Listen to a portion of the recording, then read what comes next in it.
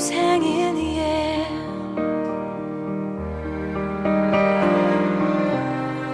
Gulls in the sky and in my green eyes, you know it feels unfair. There's magic everywhere.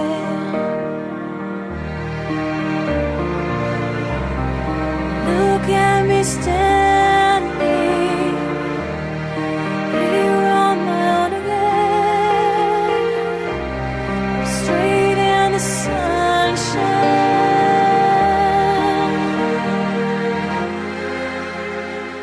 I've always been a big fan of like naturey type, mythological type things and stuff, and I've always been a big reader, so I especially love Brian Froud and all his fairies, and I've kind of grown up drawing little like squished fairies and things, and I just love nature, and I've just, you know, I get little flowers and just draw them because I just like the delicateness and little meticulous nature of them all and stuff. And so I really wanted to kind of create a piece really kind of nature based and mythological almost, and I love drawing with just pencil, like really finely and meticulously and stuff, and I love colour and I love bright things and stuff like that. And I originally started off kind of with ideas of like maybe flight and wings and stuff like that, and like you can see my butterflies.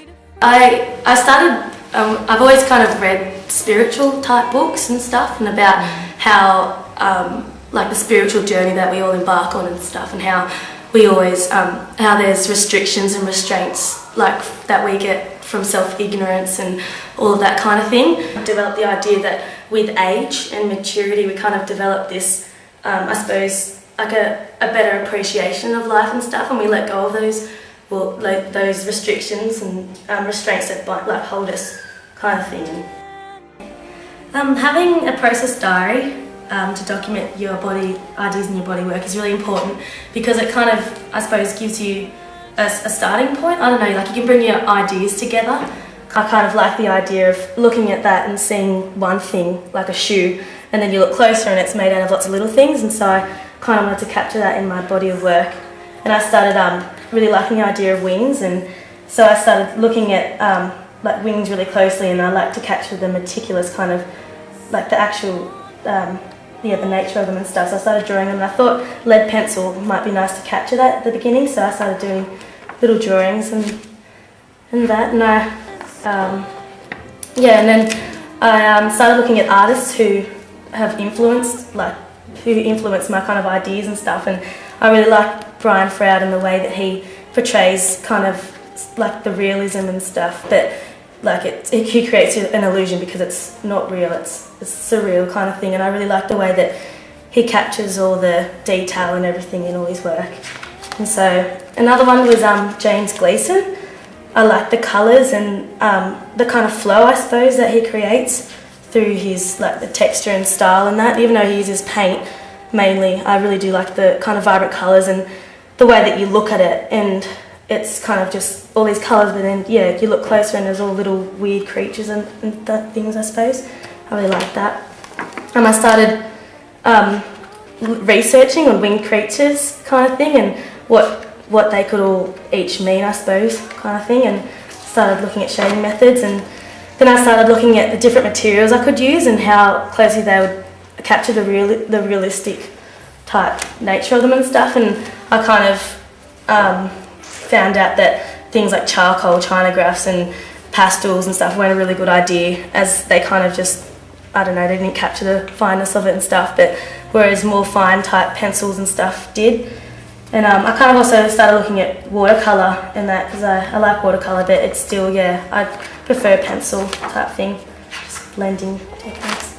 Then I started leaning more towards the whole concept of the spiritual journey, and rather than just freedom and wings and stuff, as I thought that I'd be able to explore more through this. And then I found Josephine Wall, like an image of that she had created type thing, and that whole concept of like the flowing and the goddessy type thing, I really liked that. Then I started thinking about the composition and layout, and I thought that in order to capture the confusion and all of that of self-doubt and ignorance, and that I should start off with smaller pieces and make it more cluttered, and then go into more, I suppose, larger space, make it more serene. And I started thinking of different layouts, using different things and that. Started looking at different colour gradients as well, just for ideas of colour. I experimented a bit with watercolour, found out I didn't really like it that much, as much as I like pencil. No, but you can get some interesting effects and stuff with it, so experiments are good.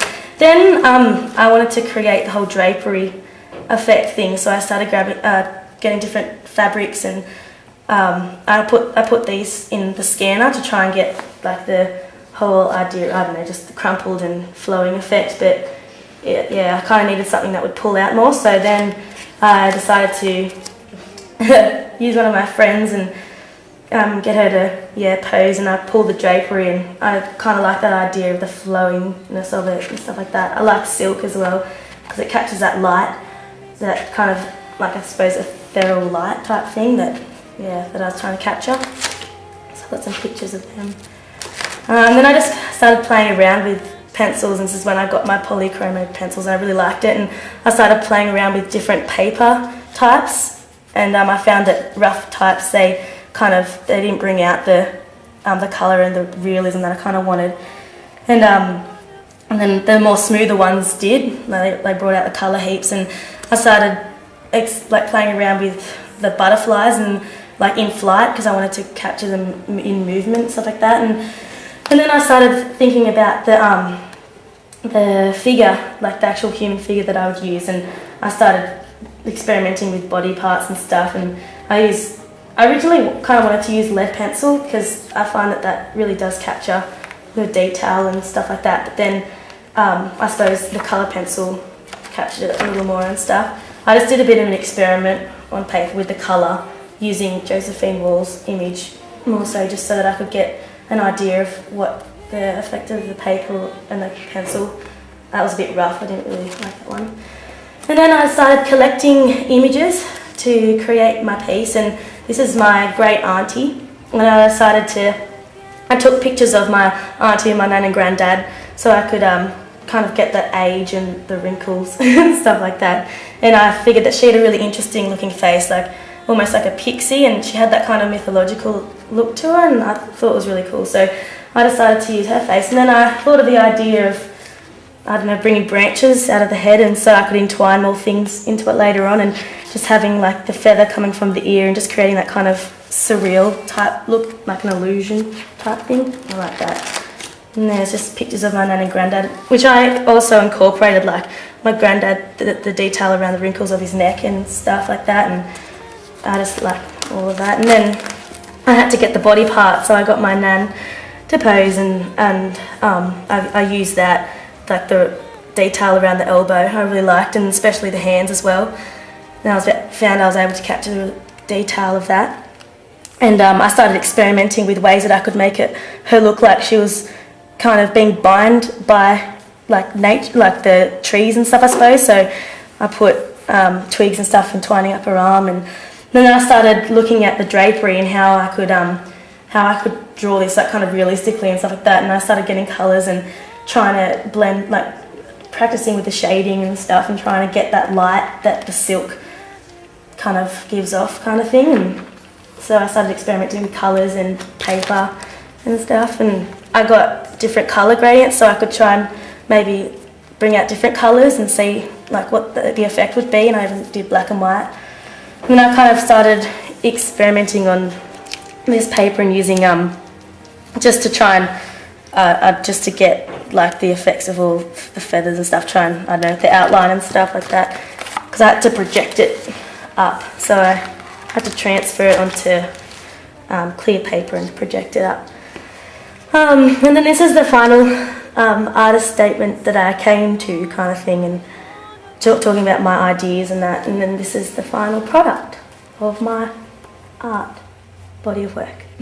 And I called it Epiphany because it's all about kind of realising the beauty of life, and that like coming from in age and maturity, and you gain this wisdom that life really is an amazing thing, and all those restrictions and self-ignorance that bind you earlier on, then yeah, that really doesn't compare to just the beauty of life. And yeah, I suppose that's what the little feather in the corner symbolises.